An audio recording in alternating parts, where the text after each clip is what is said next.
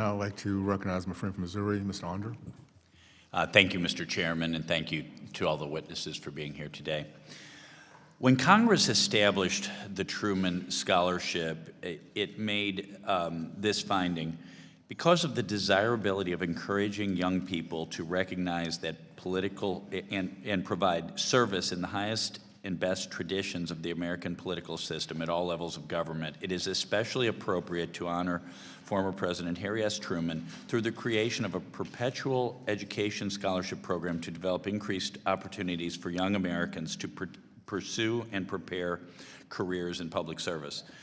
Congress did not say left-wing students, did not say students interested in climate change or DEI.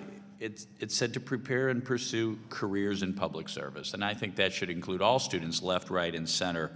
But we've got to ask ourselves today, is the Truman Scholarship encouraging young people to participate in public service at the highest levels, or at least equally? And I think, unfortunately, the answer is no. The program only encourages some young people to serve the public. Mr. Hess, as you mentioned in your testimony, over the past 10 years, Truman Scholars pursuing careers in left-wing politics outnumbered those pursuing conservative politics at a 56-to-1 ratio. That speaks for itself. I mean, prima facie, I looked at this testimony preparing for this hearing, and I just said, okay, we just need to get rid of this damn thing. We just need to get rid of it. It's irredeemable. Whenever there's a pot of money, the left manages to get in there and take it over. And this Truman Scholarship, and I'm from Missouri. I have an affection for Harry Truman. It's just one more example of that happening. But I'm trying to be more positive today, Mr. Hess. So how can we change the culture on college campuses to help conservative students feel like applying to the Truman Scholarship is worth their time? Because it seems part of the problem, at least, is that colleges are encouraging their left-wing students to apply, or even the colleges play a role in the recommendation process, and they're just recommending the left-wing students and not the conservatives. Yeah, it's a wonderful question. One of the healthy developments on college campuses I think we're seeing as we come out of many of the excesses of identity politics of the last 5 or 10 years is there's an understanding that there's a difference between identity politics and wanting to ensure that everybody feels welcome. Amen. Included. So that we see colleges taking more seriously, how do we reach out to folks who are not on campus? How do we recruit them, thinking about them as individuals and not as members of identity populations? Right. That's what I would encourage Truman to do. How can it reach out to campuses that are not historically sending nominees forward? How can it reach out to faculty who may have felt frustrated or tuned out in the past?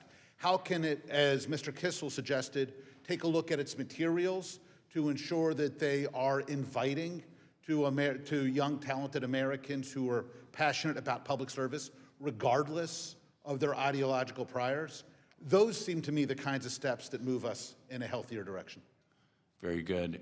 And Ms. Kabani, how can we change? Are there changes we need to make in the application and selection process to make sure this program is free of left-wing bias? Because it certainly seems that that's the case right now. Is it just a matter of changing personnel, or there are other structural changes we need to make here? I'm like you. I want to be positive and think we can fix this, we can change it, we can reform it. But it's... Because another option is to zero it out. Well, that's the thing. And, we've been doing this for 10 years. We've been doing this research for 10 years. And every time we give the Truman folks leading this program the information, they shrug their shoulders. Yeah. And now here we are 10 years later before Congress. Will they change anything? I'm actually wondering whether they will. And as has been testified, they worked hard at making sure you didn't have the information so you can make those findings. Exactly. Okay. So I want to believe in reform, but it's deeply broken, and I question whether it can be. No, I do as well. And as it occurs to me, Mr. Hess, the problem with the Truman Scholarship is not only that conservative students are being sidelined. I think a lot of our discussion is centered on that, but also that left-wing students are being given a leg up. They're giving a leg up as the farm club for the next generation of left-wing activists or left-wing politicians. That just seems antithetical to a free democratic society. I think it does. I also think it represents something of a distortion of the mission of the Truman Fellowship. You know, one of the points that Congress made a half century ago in establishing the program was it recognized President Truman's commitment to national well-being, to national security.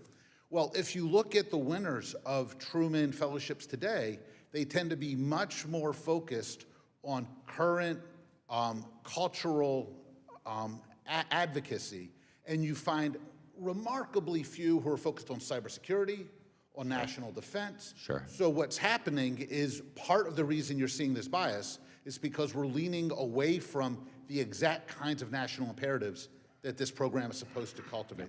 Thank you. I yield back, Mr. Chairman. Thank you. Thank you. I'd like to recognize my friend from Florida.